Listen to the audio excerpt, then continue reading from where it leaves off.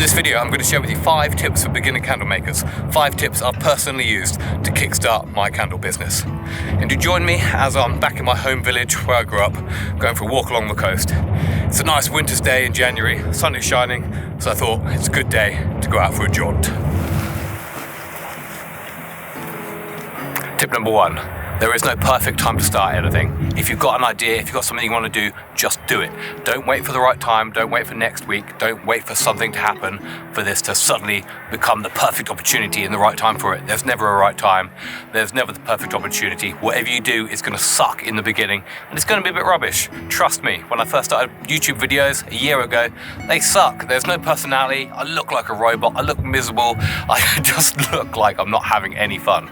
So if there's something you want to do, just get going. Whether it's candle making, whether it's something else, just buy a little candle kit, start making your first candles. If there's like a entrepreneurial endeavor you want to do, just start it, just get the ball rolling and work out how as you go along. With candle making, the first 2 candles I made absolutely sucked.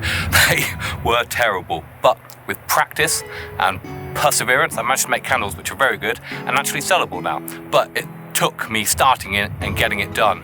And I think a lot of us have that kind of perfectionist attitude, like we're waiting for the right time, the right moment for something to happen.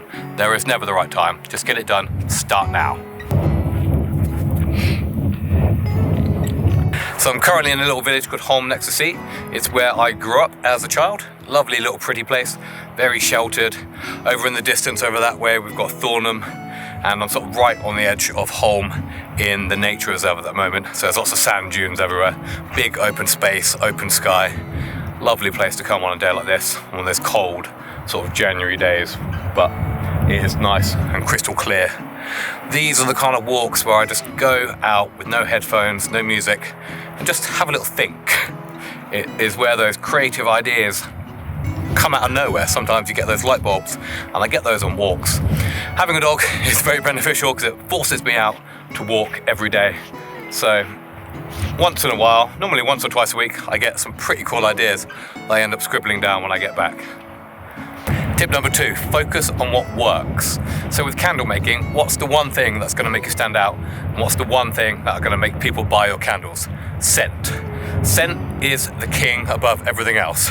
Obviously we want candles that work and don't set fire to people's houses and that look quite nice and aesthetically pleasing, but if they don't smell very good then people aren't really going to buy them. So the first thing you want to work on is scent, getting that scent throw good. Picking fragrance oils that work. Not all fragrance oils work with different types of waxes and vice versa. And same with wicks. You need to be able to wick properly in order to get your scent to come through.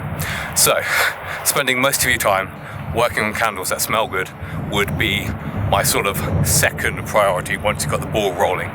Spend that time testing, spend that time working out how to get the best scent throw possible, whether you need to change containers or whether you need to work on specific things to get that scent throw.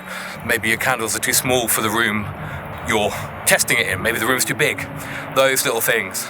So you want to just focus on one thing and get those candles smelling good first. Wicking is going to be the next step.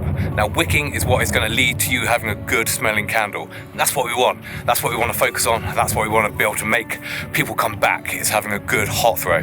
So what I recommend people do in the beginning is just buy 4, 5, 6 different types of wicks and just practice with them. See how they burn. And I also recommend just getting one vessel and just getting used to that vessel and seeing how that operates. So I'd get those wicks and I'd try them and just see how they operate. See if they tunnel. If it tunnels, it means your candles aren't going to smell very good because you've got a very small melt pool and you've got loads of excess wax on the outside. And it's just not going to last very long. You might have a wick which is too big, which is going to create sort of potential fire hazard issues. So you just want to experiment and play around with these wicks. And I recommend just doing like mad burn testing. So as candle makers, we suggest people use candles for only 4 hours at a time, but people will use them for a lot longer. People might burn them for 8 hours or 12 hours a day. So you want to do those mega burn tests and to see how those candles operate, because if you don't know, then you're not going to know how they're going to react with people, and you might get safety issues or you might get unexpected problems. So do a massive burn test and just see how they turn out, and that will give you peace of mind and you'll know exactly how your candles react. So just spend a bit of time with wicking, experiment, try lots of different wicks, and just take lots of notes whilst you're doing it. That way you're going to get the perfect candle for you, and that will hopefully get you lots of repeat buyers.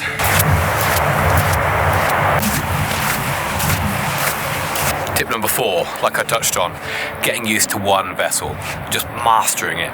So before you start moving on to different vessels and different things, like I did in the beginning, I've got so many empty candle jars, so many different things I've tried, but not really fully seen through. I recommend just getting one vessel and just mastering that. So like I said, with the wicks, start testing them and just getting used to perfecting that one vessel, and you're gonna know how things work from that. That's going to be like your base point. So if you've got a bigger candle jar, you know you're going to need that wick slightly bigger, if that makes sense. And then if you've got a slightly smaller candle jar than that, you know you're going to need to wick down. So it's just having that one vessel as like your kind of base point to work everything from.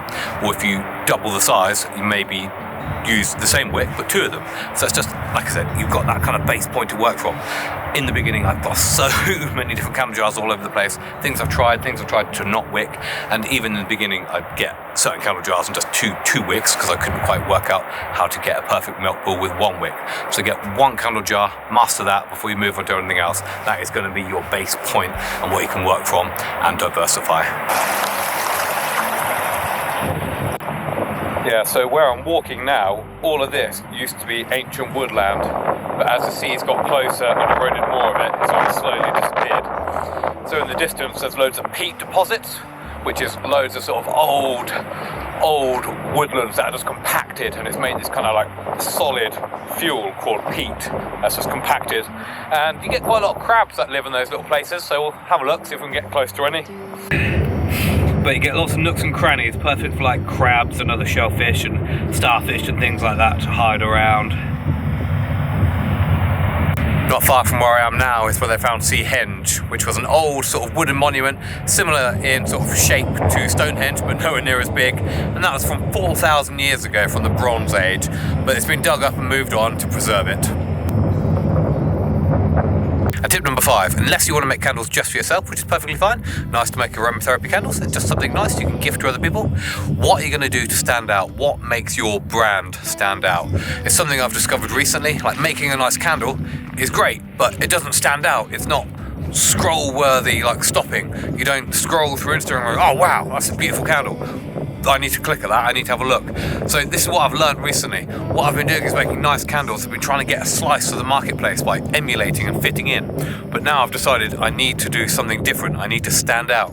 So I need to maybe have slightly edgier logos or wackier scents or something which is just going to give me that edge over everyone else, which is just going to make me stand out. When people buy a candle, what does it say to people? What am I looking to gain? Like, does this candle fit a certain demographic, like certain types of drinks, like people that buy Monsters, that fits a kind of certain thing. Something like Red Bull never do any marketing with their cans.